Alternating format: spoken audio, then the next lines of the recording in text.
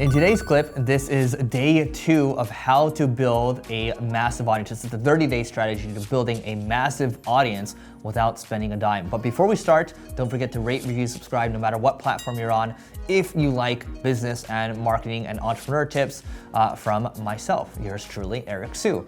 So in the last video, we talked about how, day 1, how do you get about building this audience, right? And day 1, by the way, is this is like day 1 through 30, day 1 through 60, by the way. This is the very beginning. These are the foundational pieces that you need to do to get started. You gotta, pick your topics, you gotta pick your platform, you gotta start batch a 5-day kind of starting amount of content, start to collaborate with some people, start to promote it a little bit. But what I haven't talked about now is what specifically you can do around kind of promoting and also batching too. Because we talked about the beginning batch, the 5, right?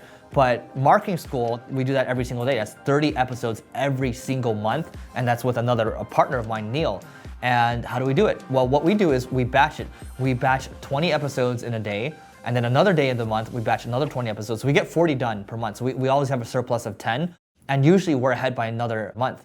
With Growth Everywhere, what I do is on Thursdays, and that's a weekly podcast on interviews, I will do 2 to 3 interviews on Thursdays. So basically each month, I'm probably getting about, let's just call it 12 to 16 interviews every single month. Sometimes I might do 4 in a day. That allows me to get ahead. I think right now in Growth Everywhere, I'm ahead by like 6 or 7 months. So I can go on vacation right now, not do anything for the longest time, still come back, make it, go on another vacation after that, and I'll still make it. Okay, so that's the peace of mind that I have right now that goes with it. So if you're gonna do it daily, by the way, which I recommend that you do because most people are not doing it daily, that's fine. How do you do content and then create it daily? So now when I create content, after you start to be in the workforce for a while, I find that all I'm trying to do is I'm just thinking about what I wanna do next, what I wanna talk about, what I wanna apply to my business, how I'm thinking about things. Maybe there's something I wanna articulate. And I'm just endless content right now. Like sometimes I want to re-articulate something. That's how I create content. Me talking to you right now helps me get better at my craft. That's why you create content in the first place, to get better at your craft.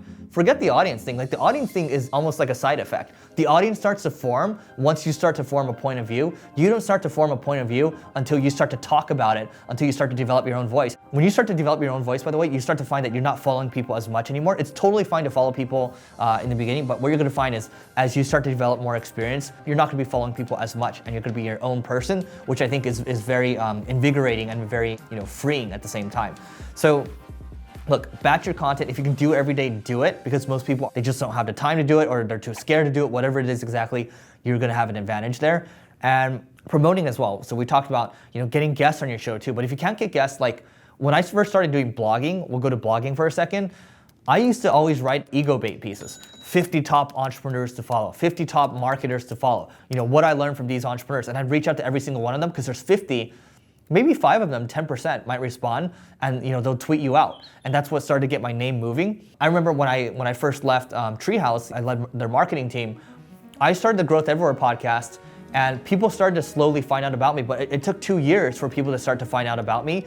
And nowadays I'll get texts from people in foreign countries. Like my friend was in Ukraine and there was a guy holding a phone and it was my Growth Everywhere logo on it, right? Or someone else was in Spain and it was the same thing, it's the Growth Everywhere logo. It's like my friends will find other people and they'll stick the thing out. And look, here's the other thing. Don't worry about the audience too much because marketing school gets $1.1 million a month. Growth Everywhere is only about 100,000. But you know what? More people, when they come up to me, they talk to me about Growth Everywhere more often, maybe 60% of the time, they talk about Growth Everywhere versus marketing school, okay? So it's not always about the numbers, sometimes it can be a vanity metric. And also at the same time, you gotta consider, people that are listening to one podcast might be a lot more affluent. Would you prefer a podcast that gets 1,000 downloads a month, but it's all millionaires and billionaires listening to it? Or one that gets 1 million downloads a month and it's all kind of people that are just starting out in life? It just depends on what you're looking for at the end of the day, who you're planning to sell to. So you gotta know kind of who you're targeting as well.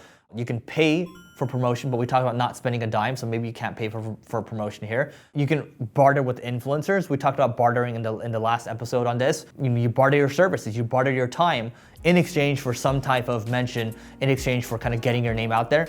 And what you're gonna find is the flywheel, right? Like a wheel is really hard to turn in the beginning, inertia, right? I'm not gonna talk about physics right now, but it's hard to move something in the beginning. Once you start to get it moving, the wheels are churning, it starts to move a lot faster, and boom, you're just cranking, okay? And that's how you start to build the audience, because I found the same patterns over and over. Growth everywhere, 0 to 9 downloads in the first year, then to 30 downloads a day in the second year. Then the single grain blog, 3,000 to 4,000 visits a month. Now we're at about 250,000 visits a month, okay? Our YouTube channel too, like we started at 2,500 subscribers, now at about 17 to 18,000. It's like the flywheel on this one, man, this one's hard to push. Now it's still like struggle, but we're still struggling right now. But man, it's getting moving, right? So look, I'm gonna emphasize this again, but like this is day 2, which is more like day like 60 plus. So I basically went through a lot of days in here.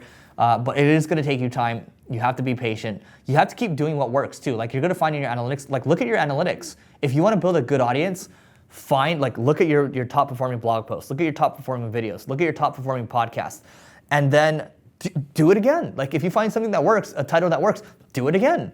If you find your audience resonates with something, if they really like the fact that you talk about paid advertising or like you talk about slippers, and then the next second you're talking about like socks, but they really like slippers, and anything you've written about around slippers really performs well, and you decide to go to socks and they don't perform that well, but you keep doing socks and you keep trying to do all this other stuff, you're being not intelligent about this. So look at the stuff that performs, try to double down on those, and maybe 20 to 30% of the time you try new things that you haven't tried before, and just keep experimenting. 20 to 30% is more than enough, but look, this other 70, 80% of the time, do the stuff that works.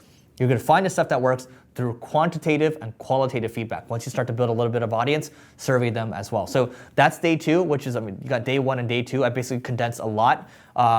Maybe it's part 1 and part 2. Let's put it that way. Part 1 and part 2 on building a big audience. Look, it compounds, takes time, be patient with it, have a point of view, and you're gonna do great. So let me know what you plan to do to build your audience, what site it is, in the comments or in the review section if you are listening through podcasts. Don't forget to rate, review, subscribe, and we'll see you tomorrow.